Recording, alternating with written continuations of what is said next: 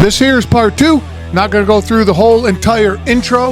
If you want to hear all that, plus if you haven't heard part 1, skip back an episode, check it out, get caught up before you get into this. All right, let's get to it. They come up with some. Oh, speaking of that, this is beyond weird. I read this story. Oh my God! I'm sorry. I'd listened to it and then read more on it because I had to. So I'm listening to the reels, right? Instagram reels, and the guy's like, "What's your most fucked up story?" And he says that they're in Vegas. They go to Mexico, him and buddies and some women, and they're in a bar in Mexico. The woman goes to the bathroom, doesn't come back. They search for her, spend a couple days down there, gone. Nothing they can do. Got to go back to work, yada, yada, yada. So they're at the border crossing to come back in the United States. And in the back seat of a 4-door truck, a crew cab truck, they see this woman. And they're like, whoa, hey, that's her. Yeah. And they made a big fuss, right? And she just staring straight ahead, not moving. They're like, this is weird, man. Something's going on, da-da-da-da. So they make enough noise that the Border Patrol obviously comes over, right? So they get this woman, they get this truck. Yeah. She's dead. Right? Okay. Been dead for 2 days. Okay. Her body cavity is completely emptied out and it's full of drugs. Oh my God. Okay. Well, what the? Did not expect the story going that direction. Yeah, I was like, listen to it. I'm like, what the fuck? Oh, whoa, wait a minute. Whoa. That's not cool, dude. No. So what the fuck? That's pretty fucked up. That's pretty fucked up. I was going to tell you one that when you said fucked up story, not anywhere near, you're like up in the moon level with that kind of fucked up. Yeah, I mean, that's not even my reality. That's I don't beyond go anywhere close to that. Yeah, of course. That's not my story. I heard it. Totally fair. I'll give you a little more lighthearted one. So I was on base, Southern California, I was, what's that? Huh? What? I said eating crayons. That's right. I told you the red ones are the best ones. So I went to the PX to get some liquor, and I was of age, right? So I go to, now mind you, I enlisted from Fairbanks, Alaska, so I still had an Alaskan driver's license. Okay. So I go to the gal at the front, the cashier chick, and I put my liquor on the table there. She goes, "Can I see your ID?" Sure. Give her my Alaskan driver's license. And she goes, "Oh, Alaska." Now, keep in mind, you don't see Alaskan IDs very much down in California, much less on base, right? And then she goes, "It must be pretty warm down there." And I'm going to have you noodle on that on your own for like a few seconds to figure out what you meant by that, because I was taken aback just the same. Alaska.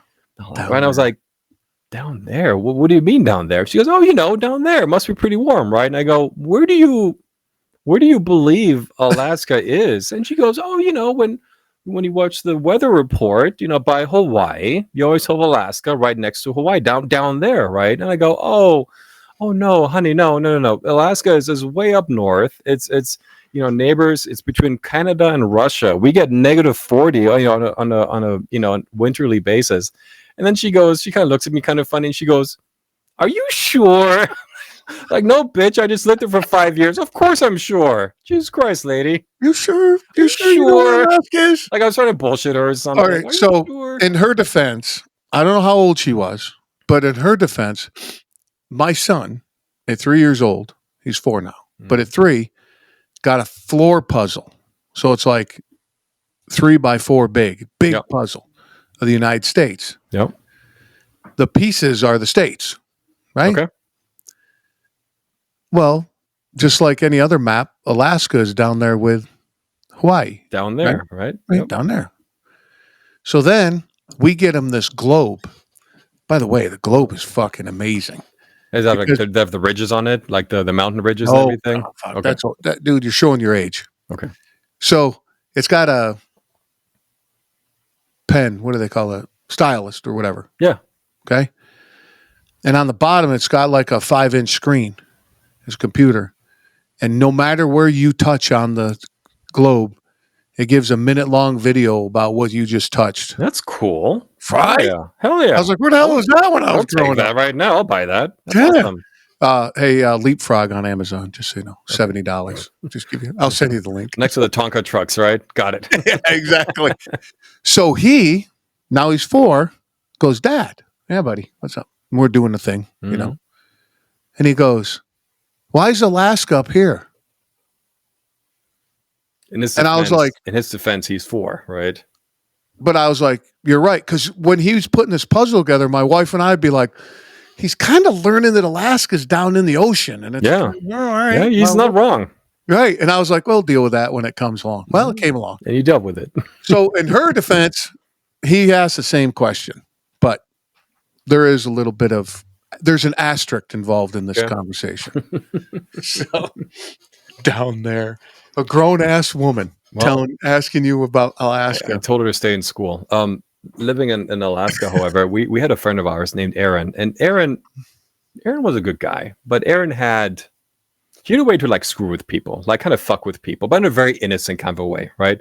For example, he used to call down to the the auto part places, right? And a lot of these places were like small mom and pop shops, right? And you have a lot of teenagers, first job out of high school, working there, answering the phones and everything. Yep. So you would call down to these shops, Pep Boys or whatever, or whatever the local mom and pop shops were, and he would make up these weird. Okay, for example, he would ask for a fallopian bypass tube for '96 Chevy. Amazing. A fallopian bypass tube. He would ask for a what do you call it?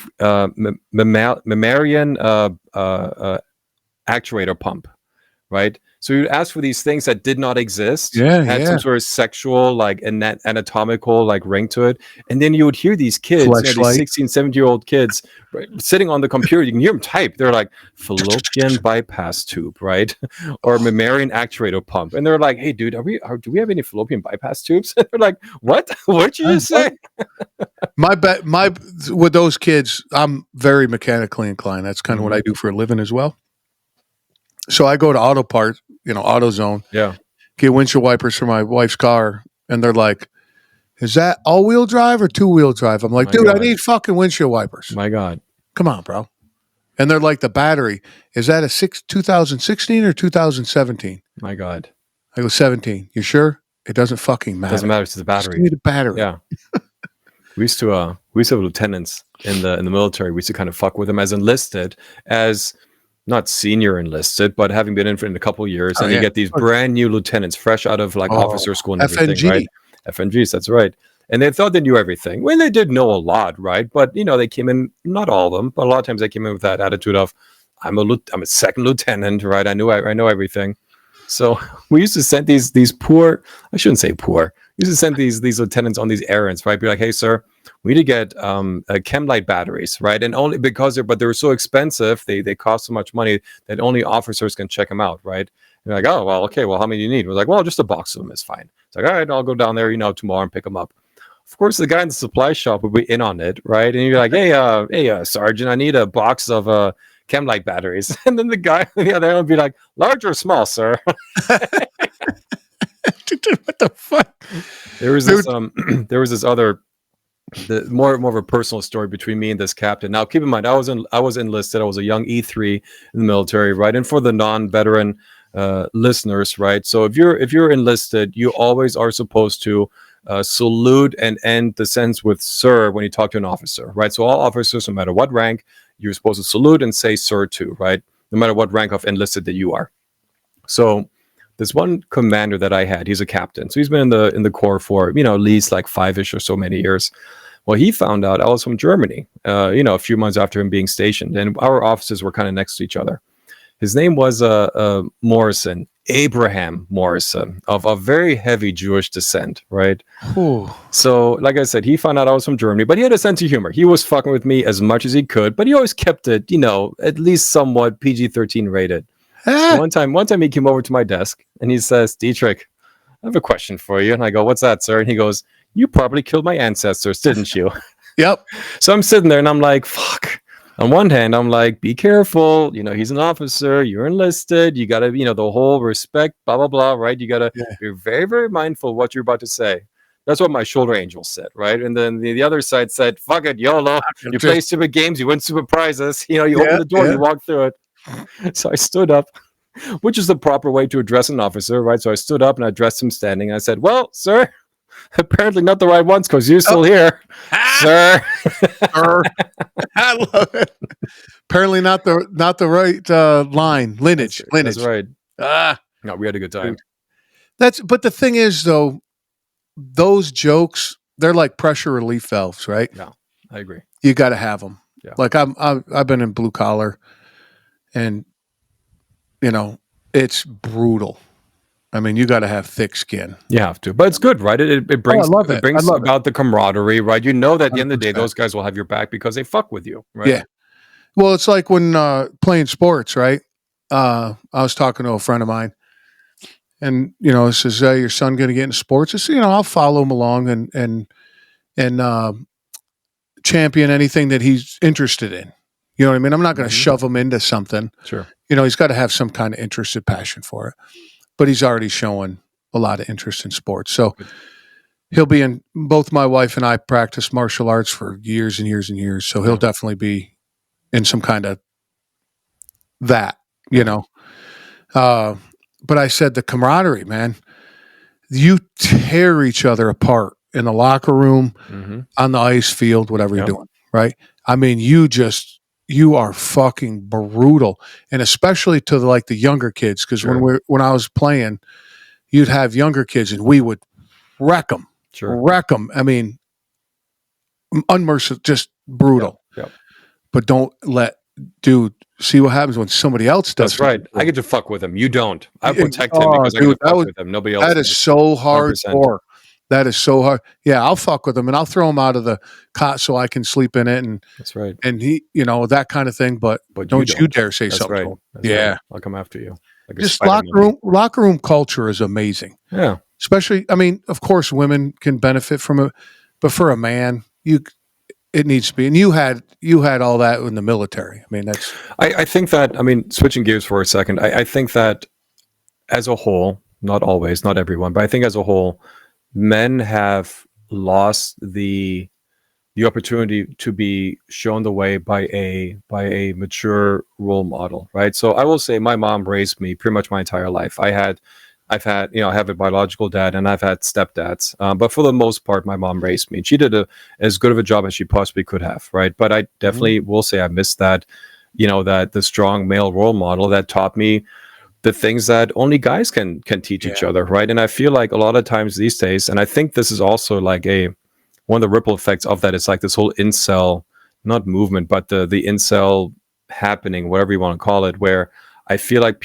guys, young men are so discouraged because they don't know how to approach life. They don't know how to approach work, friends, women. And when they get beaten down because they don't have the tools to succeed, they then shut in and they focus inwardly, and then things like, oh, this bitch, this slut, this whore, this, that, and the other words, it's a very negative way of thinking because, well, you're not equipped to deal with life. I'm sorry you're not, because no one has ever taken you under his wing to show you, hey, here's how you live life. Here's how you approach situations. Here's how you talk to other men, other women, right? People in positions of power, right? And if you don't have that in your life, I believe that you will pay the price by being very unhappy, disgruntled, and very negative in your way of thinking. And I wish there'd be a better way to approach this. I feel like just a lot of young men are just lost in that lifestyle. It's very, very sad. It is super sad, and I agree with everything you just said. And then adding to that is that whole Me Too movement that just got completely taken out of hand. That was just, sure, are there predators out there? Of course there is. Are there guys out there that are monsters? Of course there is. But you have a disgruntled ex-girlfriend that 5 years from now can be like, he did this to me. You're fucking ruined, dude. Right? So take what you said and add that on top of it. Yeah. And the other thing is, men build things and do things and want to accomplish things for what? To impress women. That's like our DNA, right? Let me fix this for you. Sure, you have a broken tire. Let me patch that up for you. Let me change it for you. Look, I remodeled this room. Oh my Sure. God, it's beautiful. Oh, Right. right? Yeah. That kind of thing. Well, porn that's so easy to access now. So you just jump on that, you fucking rub one out, and you're like, all right, I feel better. I don't need to do anything now because if I get horny, I just rub one out. And it's like, Mm-hmm. no, dude, you don't have what, man? You need to feel a woman, you know, I or will a add to man, that, whatever you're or into. whatever you're But, into, right? yeah. I will add to that. I think you bring up a really, really good point. There's a Japanese term. I think it's hikikomori, some to that effect. Okay. It's basically you're voluntarily shut in. You've chosen to not participate in society, right? You're Okay. shut in. You choose to be within your four walls. And as a young man, I was a young man once too, right? I know how easy it is to sit there and play video games. You get your dopamine drip with your controller in hand. And to your point, if you have a sexual urge, you close the game, you go on your favorite website for 20 minutes, you rub one out, 20 and minutes. boom, Damn, well, bro. you're not a good day with dinner and everything, right? But then you're done and you get your fix that way. You go right back to your playing your video games. I truly believe that there's the generation after us and the young men, especially the young women coming into dating age, marriage age, all that good stuff. I think women are already finding themselves at a humongous, like a severe lack of dateable guys. There are plenty of dudes out there. There are plenty of dicks walking around, but eligible bachelors, eligible guys that want to participate in the dating pool, that want to actually be out there and be in the, in the midst of other people. I think that number is dwindling so quickly because, again, men are choosing to withdraw themselves from all society, because why would you not want to? When you have video games, Steam delivers any game that you want literally by a press of a button. You have porn 4K literally on the press of a button. Why would you want to go out there and participate when you have everything you need to right here? I think there's going to be this really weird epidemic, if there isn't one already, where women are finding themselves in a really, really odd spot where they can't find eligible bachelors because guys just don't want to participate. I think that started already. I don't know if it's full steam, but it's definitely heavy. Yeah. At this point. Yeah. And then 2, Uber Eats, get your food delivered. Man, you never Why have even to go bother going outside? You don't care to. Yeah. Yeah. And then you hear girls and ladies and stuff saying, like you said, there's nobody, where's all the men at? Well, fuck, man. They're at home playing video games. Yeah. And sorry. And you kind of denuded them in a way. Because you want to, toxic masculinity. Get the fuck out of here. I think there's a little bit of both, right? And I also think that the internet has given everyone a voice, for the better or for worse, right? So even all the crackpots that say just the dumbest shit, people will flock to it because they're like, hey, this guy speaks maybe not my language, but I can sympathize with some of the things he's saying. And then think of like the QAnon, like all that nonsense that start building, in the last couple of years, all these conspiracy theories and all this nonsense that, look, there is a sanity that comes with having healthy skepticism. But there also comes a point when you have to say, look, these guys are experts in their field. They've been doing this for their entire lives, and they're sitting on top of work that's been done by other experts for generations, right? Why would I not listen to them and believe what they say? You yourself are not expected to be an expert in everything, but when I hear doctors speak that's gone to medical school, I'm probably going to hear their words before I'm going to start thinking to myself, well, wait a minute. I heard this one guy on TikTok who said that derp, derp, derp, derp, derp. Look, I'm a professional in my field. When you call me over to work on your computer, I have the credentials to be like, look, I know what I'm talking about. And it doesn't hurt you to get second opinion. However, you're probably not going to find the answer by going, to your buddy who happens to be doing some Googling for 5 minutes. Like, I'm sorry, experts are that for a reason, right? So I feel like this whole idea of, well, all these experts say this, but I was told that one time this one guy said this one thing. Come on, like, be realistic, Well, wouldn't that be you're falling into the echo chamber because the experts are outside of what you want to believe, yeah, right? And then you got 2 guys on Facebook because you ever see that meme, that old dude? It's split in half and it's the same image.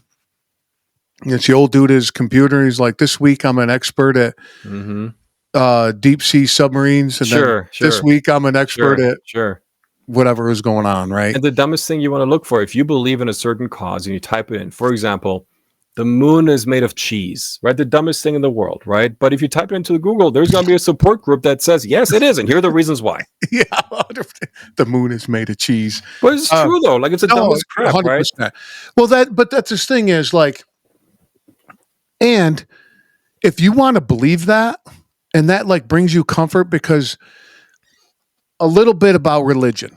All right. So I believe that religion, God, and all that, what people believe in, was created mainly to police people.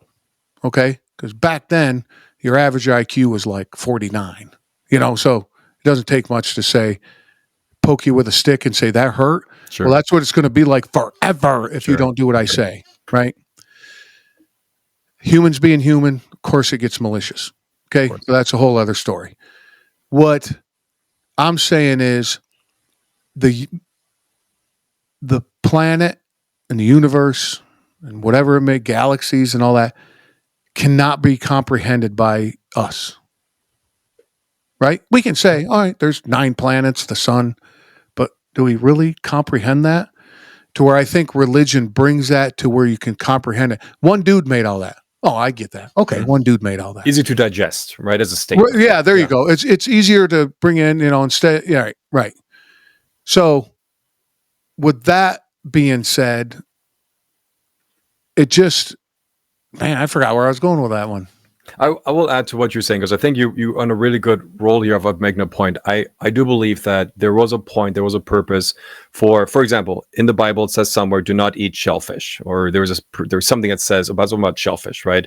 Okay. Now, it makes sense to, if you're inland, away from the ocean, say some 2,000 years ago, refrigeration wasn't a thing, salt preservation wasn't a thing, right? To say that, hey, you shouldn't eat this fish because it'll make you sick. Okay, all right, old man, who cares, right? But if it says God doesn't want you to do this, that's a whole different story. Well, shit, now I can, because I don't want to go to hell, right? So there's a way of, there are definitely some positives, some really well-meant decrees that came from it. But to your point, you put forth any rule, any kind of guideline, and people will abuse it. And there's 100%. Always going to be the human element to corrupt it and turn it into their own twisted little way of taking advantage of people. And that's, in my opinion, the worst thing. When you're taking advantage of someone and you still do it. That's the worst. Yeah. That's like the worst, like, human crime, in my opinion. Yeah, no, I agree on that. And then I love that example. And the one that I use is, did you ever watch that TV show Vikings? No. Oh, it was fucking phenomenal. Yeah, good to watch. Me write this down. Hold on. I always take down recommendations. Vikings. Oh, it's phenomenal. Okay. It's on the History Channel. Vikings. I think you can get it on Amazon and everything else. But so in history, eventually, the Vikings go over to England. That's what they should. Okay, go ahead. So they end up in England, whatever. Yeah. So in the show, they land. Of course, they fight and do all this. Well, they end up in front of the king. They start talking like, hey, we just want land, the whole thing. The king's like, this is a good idea. I like these guys. We're going to keep them at dinner, right? And all the people at dinner are like, no, this is bad. They're going to be bad. None of them, nobody agreed with the king. Like 20 people didn't agree with the king. He's like, okay, all right. So he goes to bed. They go to bed. Breakfast the next morning. All right. It's settled. They're staying. Okay. And everybody's like, what? And he goes, God came to me last night. And I'm like, you fuck. So much easier to say when God says it, right? So that was 10, 15 years ago, that show, with that point. And that just got me thinking. I was like, because I always thought, because in Colorado Springs, my job, I worked for Coca-Cola, and there's mega churches out there. And when I say mega churches, fucking. The capital M mega churches, right? So they had restaurants in them, serve Coca-Cola. Of course. I dealt with that. And there was a lady, kind of like a district manager, that ran all these restaurants. So I would meet with her once a month. And she beat you with a Bible. She was hard. Got it. Okay. And I'm like, it's evolution. And she's like, no, it's this. For years, because I worked for Coca-Cola for almost 20 years. So for years and years, I'd meet with her for business, but then we would get on these subjects. Sure. And it was great conversation because it was like us sitting here talking. She's like, no, but if you look at this, and I go, well, look at this. And she's like, no, look at this. And it was cool. And you can have it back and forth, like an intelligent conversation. Those are even if you don't agree, those are still good. Yeah. She completely disagreed with me. She's like, she did not believe in evolution at all. Mm-hmm. And one day I thought I'd get her because I heard this way back. Yeah. It said, well, if Adam and Eve are Adam and Eve, how come in the paintings they have a belly button? See? Right. Guess what she tells me? Go ahead. Because they're painted in image of us. So right. we can. I'm like, Right. I see. We're not going to get anywhere. Yeah. We're going to go around and around. You when you said that, for some reason I remember there's a limit. There's a very easily approachable limit to what us humans can conceptualize. For example, when we talk about like the national debt is 3 point some trillion dollars. Yeah, you can't. You're like that's a big number, right? Or right. Elon made $10 billion on this one sale, whatever. It's like, that's a lot of money. But again, do we really know how much that is? Right. And I feel like as just us being programmed the way that we are, look, when you say I have 10 of something, we can all visualize 10 of something, right? I have 100 cashews, right? Or 100 glasses. Okay, we can all kind of conceptualize what that is, right? But once you start even getting to like 1,000, you're like, well, I know how much $1,000 is. But how much is 1,000 really? It's 10 100s. Well, okay, of course. But again, between like 100 and 1,000, things start to break down, right? And now they're just concepts, right? And once you start getting to like 10,000, a million, it's just a number. When they say things like, oh, it's going to take, if you were to drive a car to the moon, it will take you, 8 days or whatever. It's like, again, that doesn't mean anything. Sure, 8 days is 8 days, but yeah, right. I can do a round trip in 8 days. Who cares, right? Anti-gravity, who cares, right? But I think that we're just so limited on how much we can actually comprehend to where when we try to wrap our heads around some of these concepts, you just kind of go, all right, that makes sense. But does it really? Do we really have the brain capacity to really truly comprehend what these numbers mean? No, I don't think we do. And we just have to kind of make do with what we got and say, all right, it's a million. That's a lot, isn't it? Well, compared to a billion, it isn't. But it's all, relative, right? I don't know. Yeah. I feel like we hit our limits pretty quickly. I do. I honestly believe that. And like you said, you make a good point. You got to make it digestible, right? And I think that, again, you can't even, I don't think you can comprehend how big the globe is that we live on. No. Right? Absolutely not. And then I read something the other, because the universe and everything, that just fascinates me. And then they're like, hey, 114 light years away, there's a planet just floating around, not doing anything, that's, 116,000 times bigger than Earth. And you're like, what the fuck? Dude, that doesn't even... These numbers don't mean anything to me, right? Yeah. You're like, okay, that's big. Yeah. You ever seen those videos online where it shows like the biggest thing in the universe? It shows the Earth and it zooms out, and Saturn zooms out, it's Jupiter, zooms out, it's the sun, and it zooms out further and further and further. And just these objects that supposedly are out there somewhere, they get to such size to where it's like, well, the sun is now just a tiny little speck, the pixel, off to the corner of the screen. And then the Earth is just a tiny little pixel to the side of that. You're like, again, I can't even comprehend the size of the sun because I have no concept of how big the Earth is. Sure, I know how much 3,000 miles is because I've driven it. But other than that, like, I don't, again, it's just a number at that point. I've flown over the United States. I know it's a long distance, but how much is it really? I have no idea. No. And that's the thing, going back to the meme with the guy on the computer. Mm-hmm. That's who you're dealing with. That's right. When they're like, this is, whatever they're talking about that day. And going back to that and moms and stuff, my mom made me who I am. My dad had a big part in it, but my mom was, taught me life, I guess. Yeah.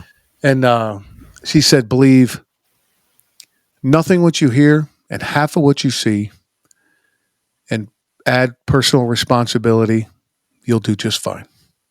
I like that last part. You got to have personal responsibility. I agree with that. I've struggled a lot in the past with believing that the issues that came upon me, right? Okay, let me rephrase that. Not everything is your fault, but you're ultimately responsible for dealing with your issues. 100%, right? So it's like, sure, shit happened to you. I'm sorry that happened, but it's still up to you to figure it out and unfuck it. Yeah, and it's the phrase I like, point thumbs, not fingers. So point thumbs, not fingers? How do you mean? So it's on me. Yeah, I like that. It's on me. I like that. It's like when the saying of when you point your finger, there are 3 fingers pointing right back at you. Oh, that's a good one. Yeah, I never heard that one. Yeah. Coming right back at you. Right. Just like me getting arrested in Vegas. Well, it wasn't all your fault. Okay, truly. What part of that was your fault?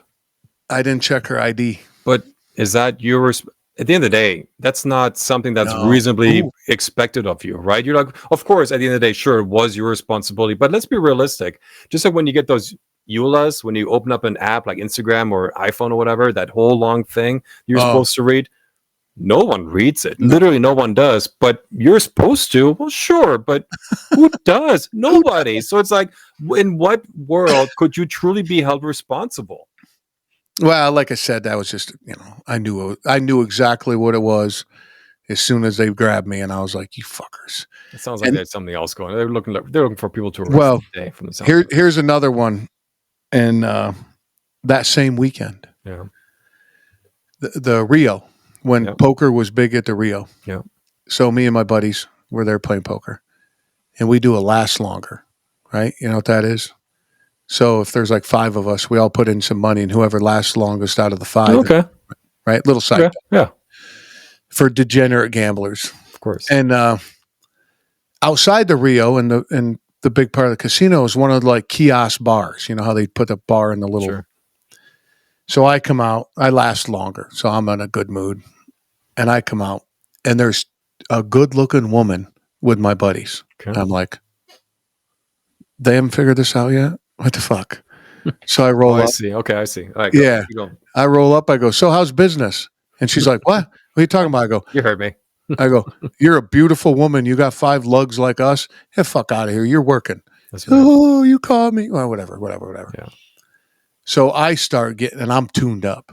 So I did the old, like 2 hours ago. Okay. So I'm fucking tuned up. And so I just start giving her major shit, picking on her. And and I'm not being vicious. I'm just, busting balls. You're poking. You're throwing pebbles at her. Whew. And then, so I was like, how much? And she's like, $500. I go, $500? I don't have $500 with me.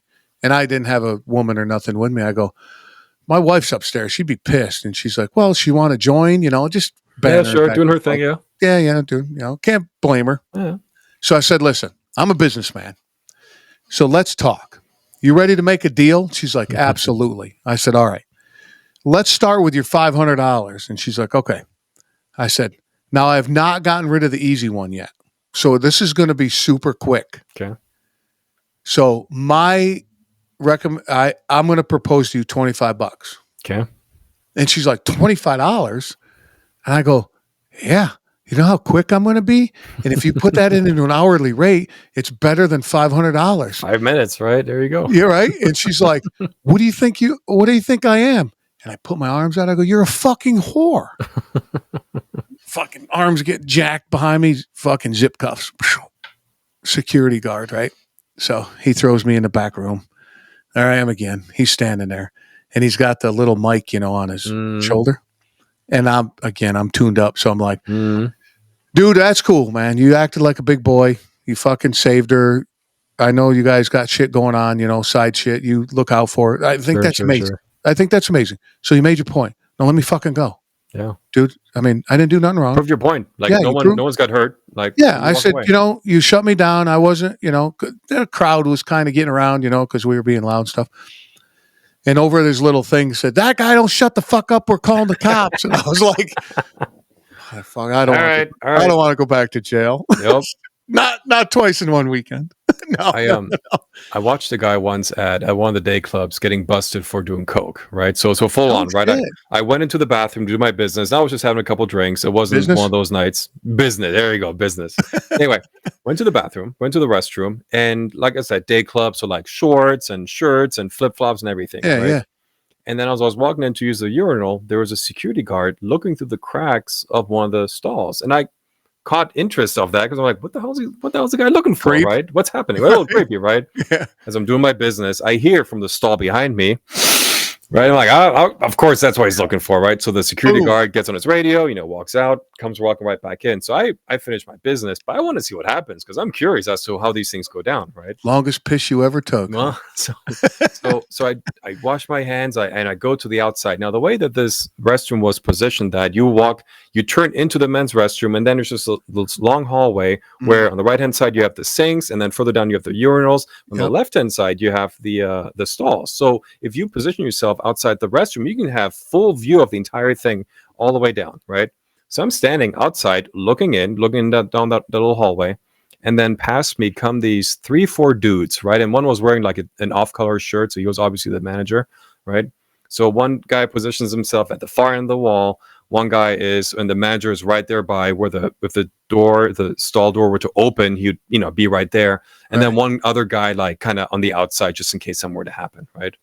So I'm standing on the outside, I'm watching this whole entire thing, and the guy on the far end of the wall is looking at me like, wait a minute, who is this dude scoping out what's about to happen here, right? Because I had some keen interest in this now, because I want to see what happens. So he kind of cocks his head to the side, he makes eye contact with me, and I kind of hear his thoughts of, are you with the guy? Are we do we want to book you too? Are you connected to this? Sure. And I gave him the look of, I'm just a bystander. I just want to see what happens, right? And he kind of looks at me, and we kind of make that eye contact, and he kind of nods his head at me, and he kind of goes back to what he's doing. Anyway, so the door, the stall door opens up, and out comes this guy. Now, if you had to paint a picture in your head what a dude at a day club would look like who was doing coke in the bathroom stall, again at a day club, it would fit this guy to a T. He had like the Fear and Loathing in Las Vegas, like get up and everything, like the big hat, the big like button up, the Hawaiian type shirt and everything. Penny loafers. What's that? Penny loafers, along those lines, right? Something along those lines. So he comes with big old, like aviator glasses and everything, right? So he comes out, sees this dude in a polo standing right in front of him, and he just freezes, right? He's like, oh, and he knew it was caught, obviously, right? Yeah. And he was trying to like talk his way out of it, and the security was like, all right, come on, let's go. And he's like, oh, I didn't do anything. He's like, oh, come on, he can explain to us when we go inside, right? Hope he snuffed everything he had. Oh, right. So they walk him past me. So it was like 4 of them now, right? Security guards, manager or supervisor, whatever, and the dude. They walk him past me, and they go to like these side exit doors, like emergency exit doors. And they're like, all right. And they open the door for him, like, all right, let's go. And the guy realized that once he's past those doors, he's outside public view, right? I mean, there are certain things you can do, when you're in public, certain things you cannot do when you're in public, right? And you realize that once he's past those doors, the entire situation will change for him, right? And so they're like, all right, let's go. And he's like, oh, hold on, I didn't. I was like, all right. They're like, go through the door. There's no other option for you, right? So he goes to the door, and they close it behind him. So then I asked one of my friends who was working security at the day club, right? A couple of days later, I said, hey, man, here's what I witnessed. What happens to a guy, when that kind of stuff happens? He goes, well, 2 things. Well, it depends on 2 things. 1, how cooperative are they? And 2, how much they have, right? If you're cooperative and you only have enough for yourself, they'll confiscate it, take your ID, scan it, you're 86, have a good day, don't let us see you here again. Okay, cool. But if you have enough for more, I mean, it has to look like you have to have way more than you should, right? If you have way more than you should, or you're being a dick, he's like, we'll just tell you, have a seat, we'll call Metro, they'll take care of it for you. Oh. So lesson learned, if you're ever caught, just don't be a dick, give it up, give him your ID, have him scan it, you're 86, and just walk away. I don't think you should be a dick anyway. No. Definitely not. Right? Didn't Buddha say, don't be a cunt? Oh, I think Buddha said that. Did he say it? I think he did. Oh, that's classic. I didn't know that. So I wrote in Sanskrit. I wrote a thesis years and years ago, and it was based on 6 religions. Okay. So I broke down 6 religions and their commandments. They don't call them commandments, but they all basically have commandments, right? And my closing statement was, don't be a dick. Don't be a dick. So all this comes down to, don't be a dick. Yeah. Don't steal anything. Well, you're being a dick. Sleep with your neighbor's wife. You're just being a dick. Yeah. It's just like it's almost like before you do something stupid, you should ask yourself, "Am I being a dick?" like a self-reflection, right? Like a freeze frame, like record scratch. Am I being a dick? Yes, I am. You don't do that. That's right. In what was it? Caesar's Palace. I was playing a big poker tournament, and I was real young in the poker. Like I didn't know much, right? And there was this guy talking on the phone in like Portuguese or something, and you can't. I don't know if you know, you can't be on the phone, obviously, when you're playing, right? Step off the table or whatever, right? Right. You got to be an arm's length away, and you can't be in a hand, right? Okay. And you can't speak another language because how do they know you're not fucking signaling or something? Yeah, right. So he's like talking, and people are getting pissed, and I'm like, I don't do anything because I'm like, I don't know the etiquette here. I'm new to this. And the dealer goes, "Hey man, you can't be on the phone." He's like, "Whatever, it's talking shit." Yeah, Right? you're being a dick. Okay, you're not helping. Yeah. That's what made me think of it. So I was like, "Wow, well, all right." All right. Dealer's not really doing anything about it. So pit boss comes over, Mm-hmm. politely waits till the dude stops speaking in his phone. Goes, "Excuse me, sir. It's against the rules." And he was extremely polite. Little tiny Yeah. guy. And the guy was like a big old burly dude. And he's like, "I'm on the phone," and just kind of yells at him. Right? And the pit boss, like, okay, Right. walks away.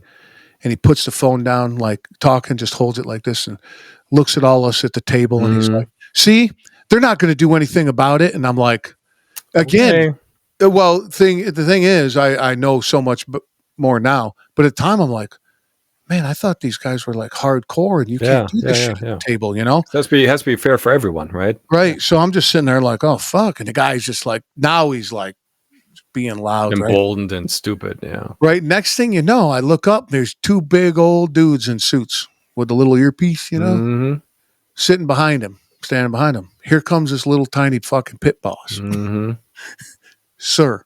And the guy goes, "I thought they pulled that dude away from the table so fast his knees hit the table and his chips fell over." Yep. And the pit boss fouled, and another dude came in right behind him, scooped up his chips, and gone within probably 5 seconds. I mean, it's fast. And I went, and you know what the dealer did? Your play, man. Yeah, that's right. That's right. Your didn't even act like it, and I was like, did not care. Now these are the stories that I've heard, shit like this, right? Yeah. And then just my wife was from California. We used to go out there see her dad when he was alive and stuff. And she goes, "Hey, not too far from here, there was this place called Artichoke Joe's." And it was like this little card room. And I'm like, and she knows when we travel, I gotta stop. Okay. Play, just for sure. London and Germany and all that. We played and so I go and they built it up and it was like, I go, "Man, you said it was just like this little card room. This is like a fucking casino." Yeah. So I go in there. I said, "I'm looking for a 1-2 no limit tournament or cash." And they're like, "We have 1-3 limit." I'm like, "Whatever. Here's $100. I just want to sit and play for a minute. Say I played here, steal a chip for a souvenir, call it a day." Right? So I'm sitting there and it's just a wild game. I might as well went to a fucking slot machine. Yeah. Right? So a guy on my right and a guy on my left. I'm kind of in the corner seat. The guy on my right got pissed at the guy on my left because he wasn't acting fast enough. Mm-hmm. So the guy on the left stands up. The guy on the right stands up and fucking clocks him. Over you. Right from me. I was like, this is amazing. And they start swinging again. Shoom, scooped up, fucking gone. Yeah. Before I knew it, two guys are sitting right next to me again, filled the seats. That's right. Going right away, right? So I finally win a hand, and it I won't get in. It was fucking crazy. I'm like, I'm going to blow my $100 and get the fuck out of here. So I win a hand, and I look at the guy next to me, and I go, "Fuck, I finally won a hand. This is crazy." He goes, "Yeah, especially if you're trying to pay rent." I didn't even say nothing, dude. I put all my chips in a fucking rack and walked out. I'm like, "Fuck, get the fuck. I don't need this. This is so much." Yeah. But I got being a dick. I always wonder, but I always find the amount of, how should I put it?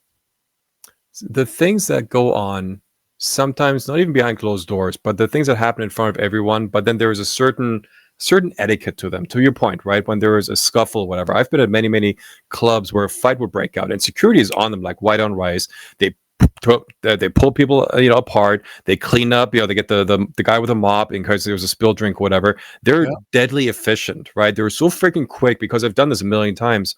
One of the things that reminded me of that is going back to the topic of, like, say, EDC, the big rave that happens here once a year, right?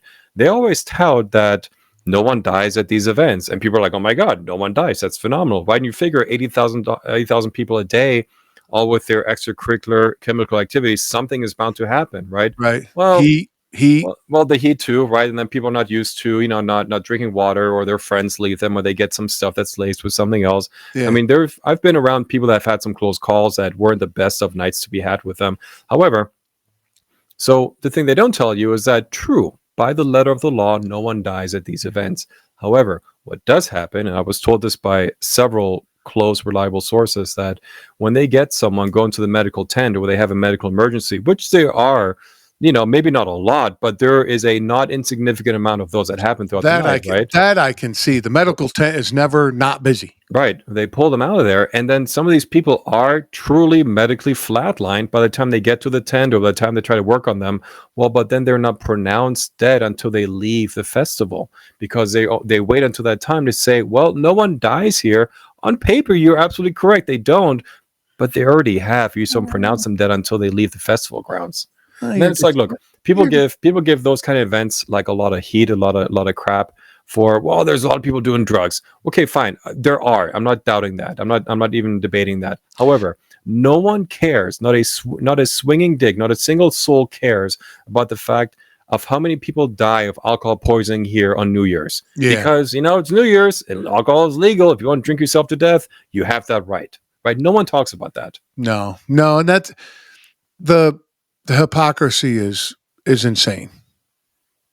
Just be realistic. Just be honest with people. Here's what happens. Shit sucks. I'm sorry. People die. Yeah.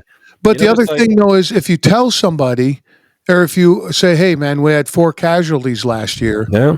It might bring awareness. You know what? I'm going to drink some fucking water because 4 people died here last year. Or not take fake shit that people give you because you found something on the ground and you're like, I want to eat this. No, you shouldn't. You're an idiot. Or not leave your friends. Good Lord. There's one of the reasons why EDC was kicked out of Los Angeles. It was 2010 that the last one happened in Los Angeles. It got put up here to Las Vegas, which has been great for us.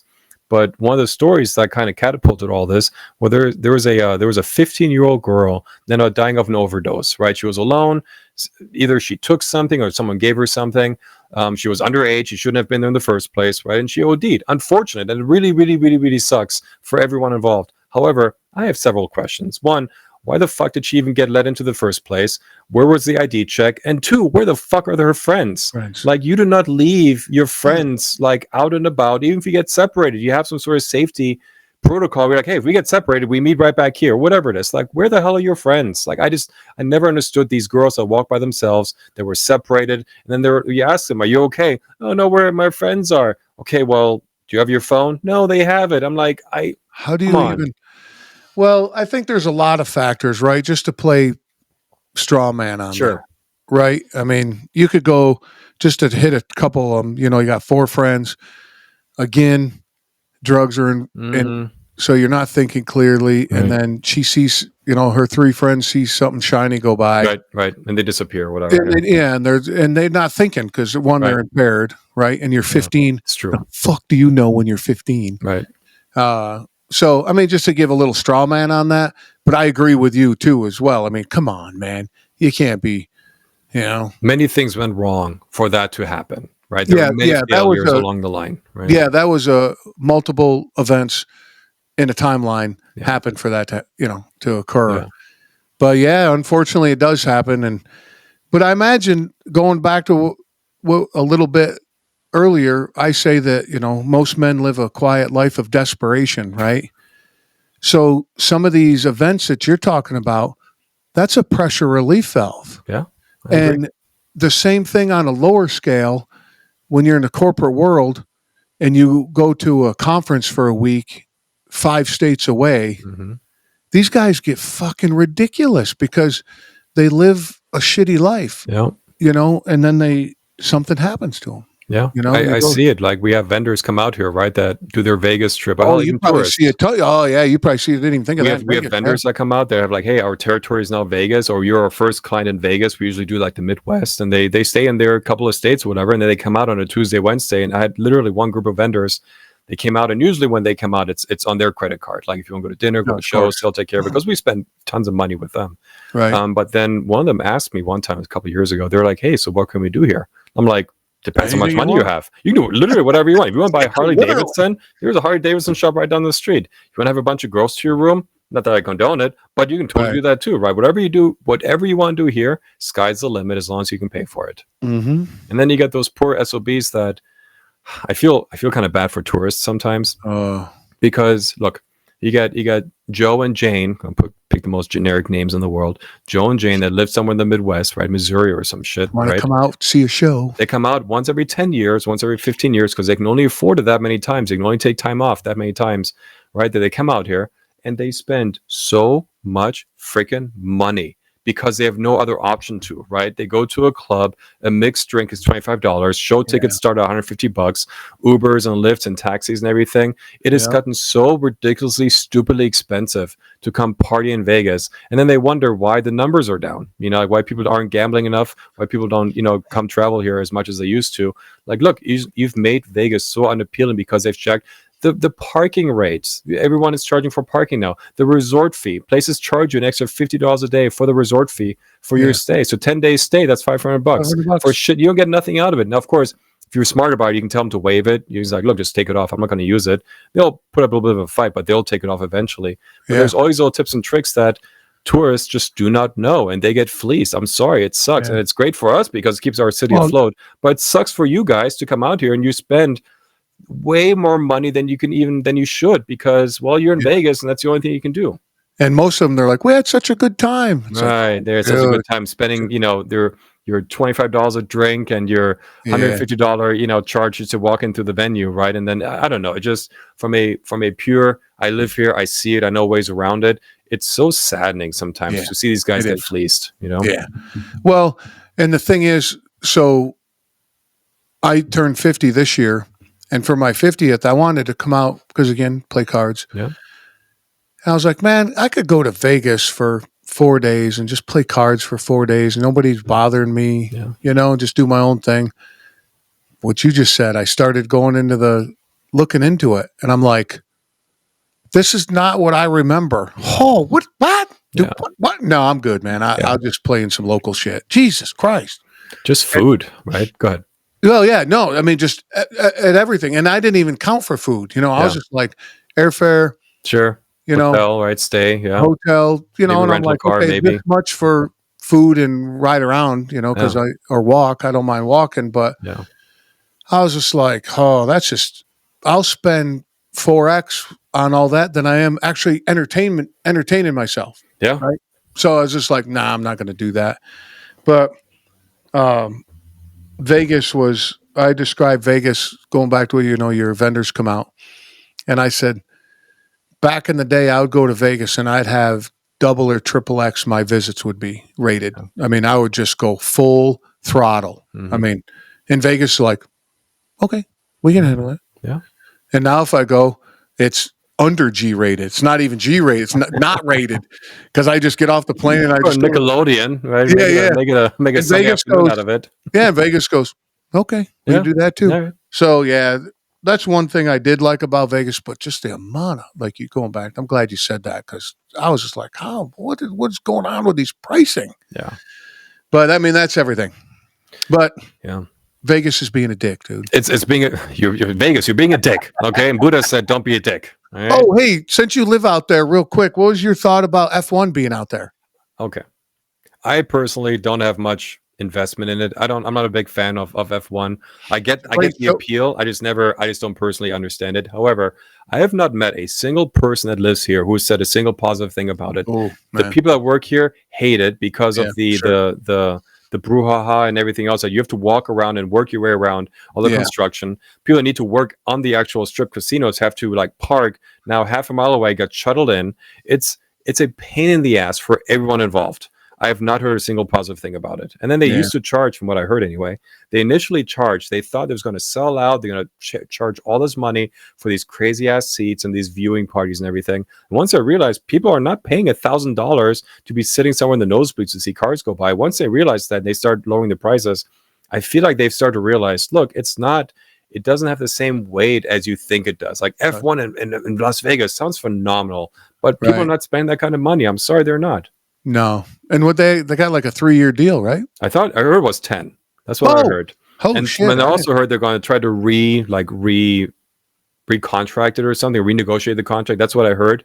Don't hold me to that. And But I heard maybe 10 like, years was the initial agreement. and keep it out of like downtown, like have it somewhere else where it's not so. I mean, it's literally on the strip. Like the Yeah. entire strip gets shut down, and they're dicks about it too. Like some of the overpasses, they put tape, they put that tarps thing on. up, so you can't even be on the overpass and look down on it. You can, like, it's just they're just being dicks about the entire. That's lost income. See, now they're being a dick. They're being a dick. Don't be a dick, all right?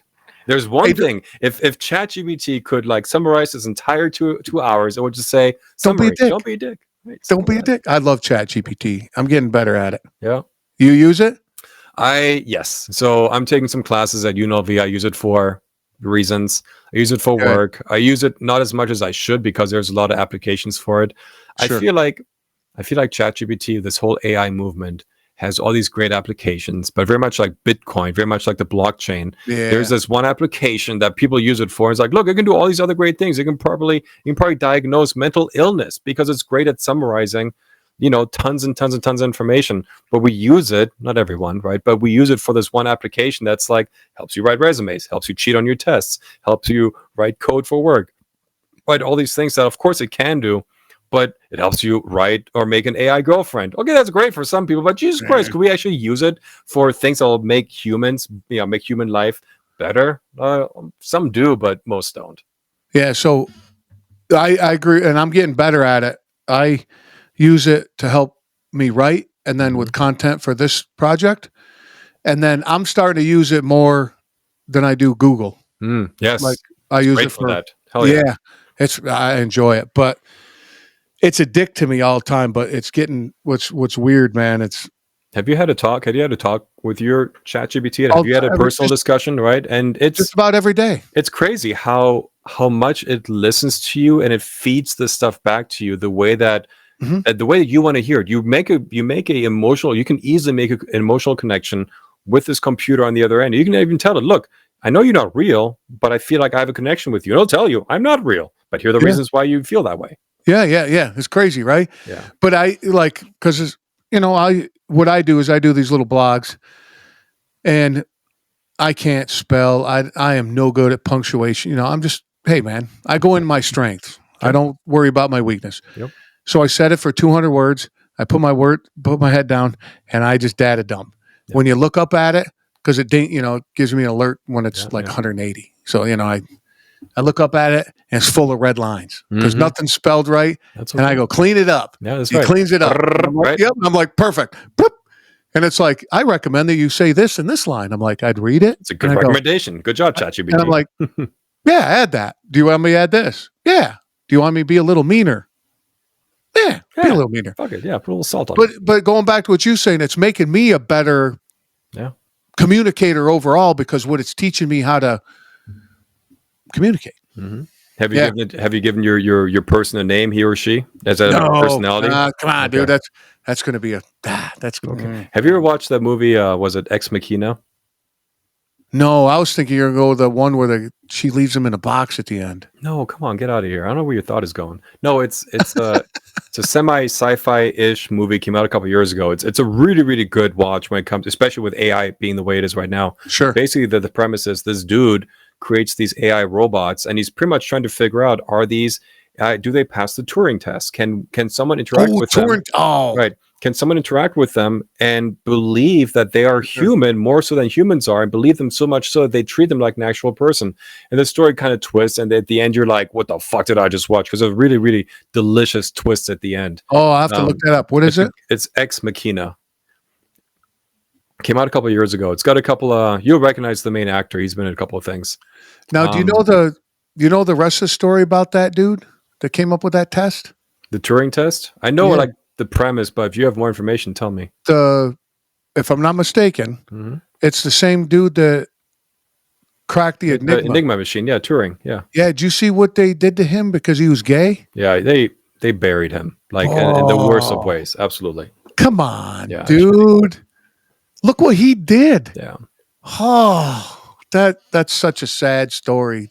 God, that poor bastard. I feel like, and again, kind of taking a more serious tone for a second, I feel like this whole like hatred towards like anything that you consider deviant, right? Look, I'm not a gay dude, But I don't give a shit. If you want to suck each other off behind closed doors, I don't care. Like, have at it. But that And you makes want you happy. and the other Be thing my too is like guest, right? you want to hug and hold hands in public. I don't give a fuck. I don't give a fuck, right? But I feel like a lot of these preconceived notions of what's deviant a lot of times comes from organized religion. And it sucks that you have people, and organized religion does a lot of good things for a lot of good people. I agree with that. But so many times they get twisted in the way that you have these people, what's the Westboro Baptist Church, that have those signs that says thank God for dead soldiers, thank God for IEDs. It's because this whole country's now turned to gay sympathizers. Like, shut the fuck up. Who cares, dude? Like, why are you so obsessed with what people that you don't know, what they do behind closed doors? And why is it always this whole gay agenda that you have such a problem with? Who cares? And I tell you what, I have a really, really, really, really good friend who is gay, and he has told me on several occasions he would be the happiest man in the world if he could wake up straight.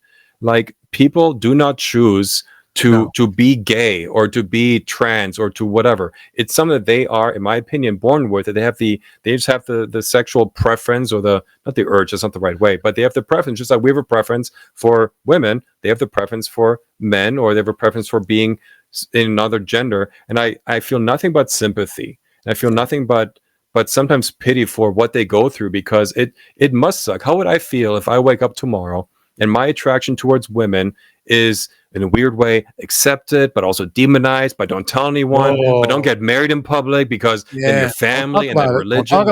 Don't talk about it. How would I feel if I wake up tomorrow and my preference and my straightness is then asked or put into question? How would I feel? I would feel like shit.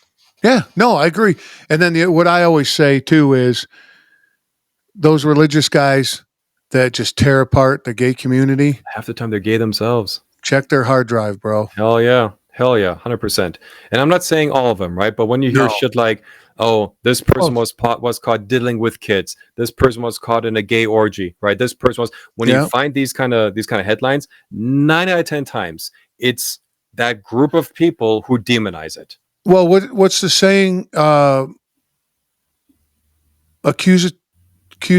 Accusatory is a confession.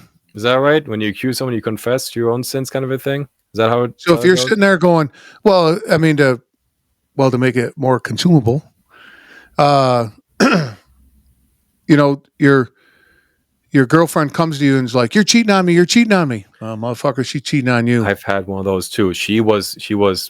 She believed, she was convinced that I was cheating on her. And guess what happened when we broke up? She was the one who fucking cheated on me. Yep. I blew up an Uber driver's day one day with that. Yeah. Oh, he was not happy with me. Yeah.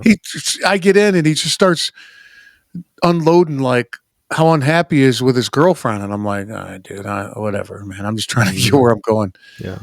And he's like, yeah, she's sitting there accusing me all this and that and the other. And I go, hey, dude. He's like, yeah. I go, I got some bad news for you. He's like, what's that? I go, she's cheating on you. Yeah. I didn't even say chances are. I'm like, she's fucking straight up cheating on you. Yeah. Huh? Wait a minute. How do you? Oh my God. How can? And he's sitting there going like this. You could tell he's thinking. He's like, man, that night. And a few minutes later, I get out. I'm like, oh my God, I used you as cause a fucking breakup. That's amazing. That's amazing in a worse way. I was being a dick. You're being a helpful dick, I guess. I don't know. Whatever. I remember. Dick is relative, right? Yeah. Just ask your gay friend. What's that? Just ask your gay friend. My God. Was it incest is best? Why go down? No. Incest. It's all relative, right? Oh, that's anyway. To your point of making someone think, we were at a music festival downtown or whatever, not like the one I was talking about, but just some unrelated one. Anyway, waiting in line to go get a drink at the bar, and this girl, and we're just like shoulder to shoulder, like the bar's like 10 people deep or whatever, all trying to get drinks. And this girl in front of me, she has, one drink in each arm, and she backs up and she accidentally like nudges me with her elbow, right? Completely innocently, right? Okay. All right. Me being the drama queen that I am, I'm like, oh my God, you hurt me. I'm like, oh. And she's like, oh, I'm so sorry. And she's got, she's like double fisting everything. She's like, I'm so sorry. I didn't mean to. And she really thought that she hurt me, which of course she didn't, right?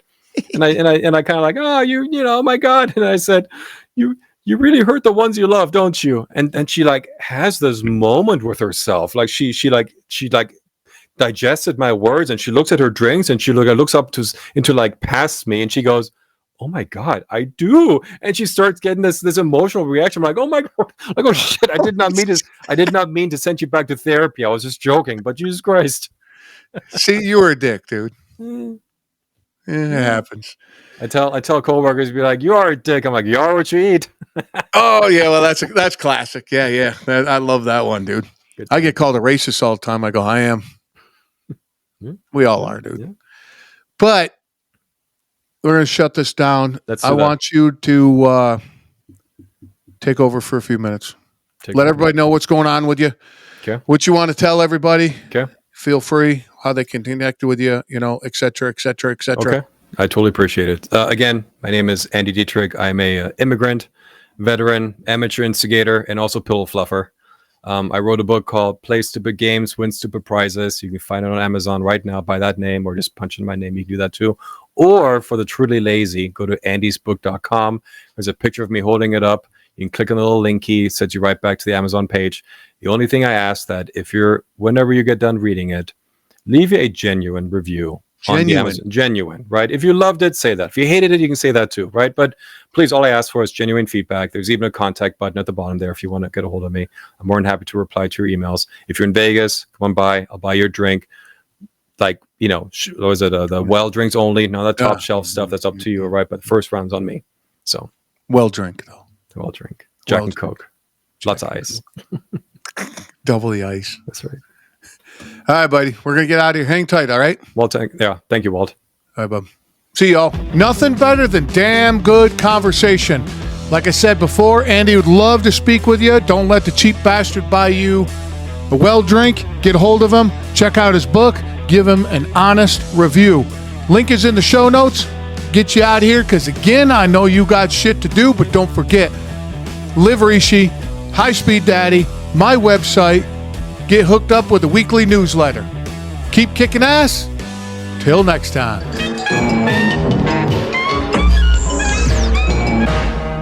You out there? You listening?